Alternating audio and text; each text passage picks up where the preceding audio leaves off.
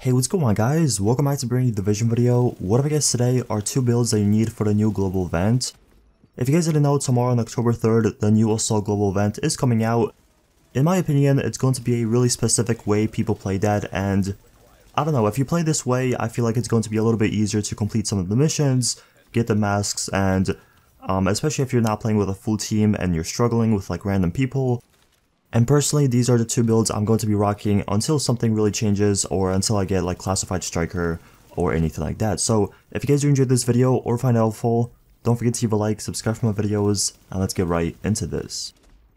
For anyone wondering, these are the three modifiers that are going to be active on this global event. So the first one is agents will inflict stronger damage at close range. Also, enemies will inflict stronger damage at long range and stick together to deal more damage to the enemy. So as I said, in my opinion, two builds are going to be very popular for this global event, and the first one is this. So as you guys can see, it is a D3 FNC build with a tactician and a ninja bike backpack.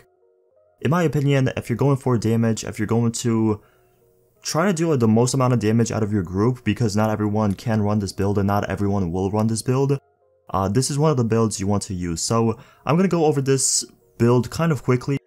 I don't want to make the video about 20 minutes long, so as I said, I'm going to go kind of fast on it, so if you guys have trouble, you can ask always in the comment section below, or you can go back on the video or pause it at any time. So anyways, the reason I did go with this build, and I feel like this build is going to be really reliable in this new global event, is because of the shield. You can go up to the enemy's faces and just tank all the bullets and do a ton of damage, because one, you're really close, two, you're using a shield which gives you like more crit damage, everything like that. And you're also stacking damage to elites with enemy armor damage, which is going to melt the enemies really quickly. Anyways, for the weapon, I did go with a Navy MP5N. You guys can use something like a PP19 as well. I heard it's really good because of the 100 plus bullets you do get in its magazine. But for the talents, what I have is Competent, Deadly, and Unforgiving. In my opinion, this is really good. The only thing I wish was a little bit different was probably Destructive instead of Competent, because my skill haze are not really going to be active that often. So if I did have Destructive, it would just help me out a little bit more, but it is what it is. Next up, we're moving to the gear, and the first thing you guys can probably notice is, yes, I'm using purple mods. Unfortunately, the stamina is pretty low, it's at 192, but the damage to elites is at 4%, which is maxed out. If any of you guys watching the video need damage to elite mods, check out the Firewall vendor, he is selling them this week. So as I said, if you need it for this build or if you need it for any other build, check out that vendor. Anyways, for the chest, what I have is firearms, health, skill haze, and ammo capacity. Next up for the mask, we do have firearms, enemy armor damage, and damage to elites. You guys can go between enemy armor damage and skill power. I already have 161 skill power, so I don't really need it too much. And this build is kind of lacking in enemy armor damage, so that's why I did go with it. Next up for the knee pads, I am using firearms, critical hit damage, disorient resistance, damage to elites, and burn resistance. This is the one thing I wish I could replace, and I wish I had a little bit different. Unfortunately, I do not have these kind of knee pads with health, so if you guys get health on your knee pads, obviously use it. But personally, the critical hit damage is not really that bad. It obviously, makes me melt the enemies quicker, and I don't know, the shield is already protecting me, so I don't really need that much health. But as I said, if you do get health on your knee pads, use them instead of critical hit damage, because this is something I need to replace. For the backpack, we do have a ninja bike backpack with electronics, health, and disrupt resistance. Moving on to the gloves, I'm using tactician gloves with electronics, enemy armor damage, critical hit damage, and SMG damage. And then finally, we have our last piece of D3 FNC, holster, which I do have health on it. I was thinking of going into skill haze, but my health would be a little bit too low, so I'm using health for that reason. And also, for my prototype mods, I'm using all first aid self heals on this build.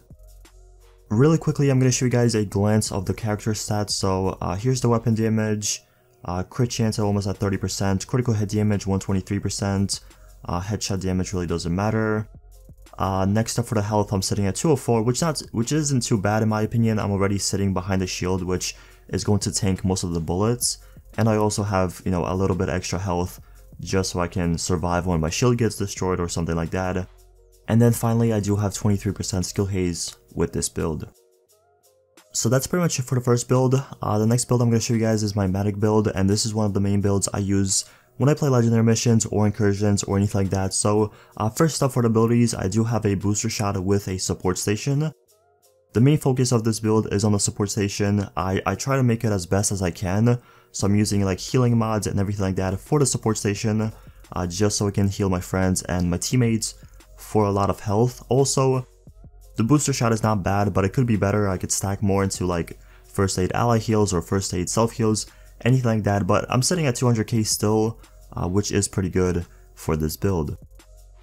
As for the gear, it's really simple. I'm using 4 tactician with 2 high ends.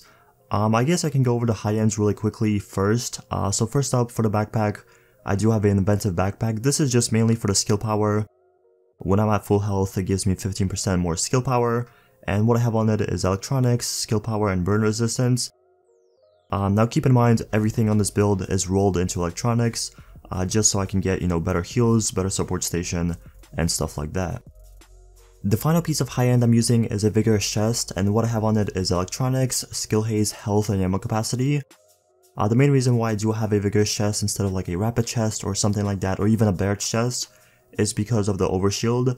I still want to get a overshield or overheal, whatever you want to call it, when I have my support station down, and when I'm using my booster shot I don't have to rely on like overdose, so that is pretty much the main reason why I'm using vigorous. For the weapon, I'm using a lightweight M4 with competent, talented, and fierce. In my opinion, if you're making a skill power build or a medic build, you want talented on your weapon 10 out of 10 times.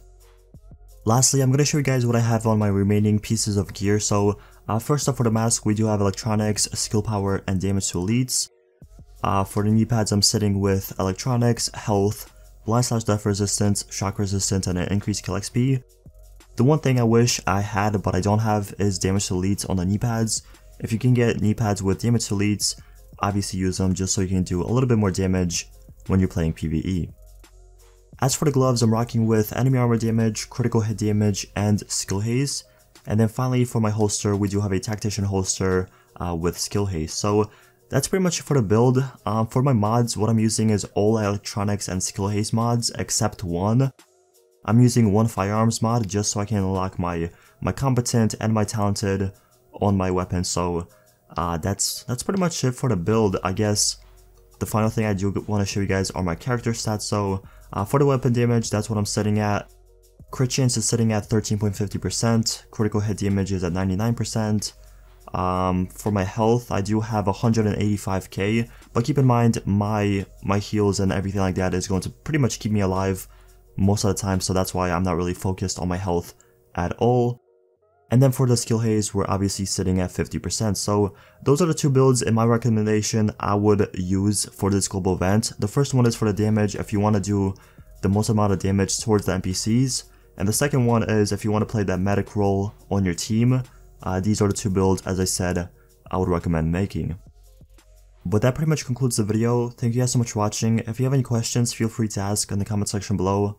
I'll respond to all my comments. But once again, thank you so much for watching, and I'll see you guys in the next one.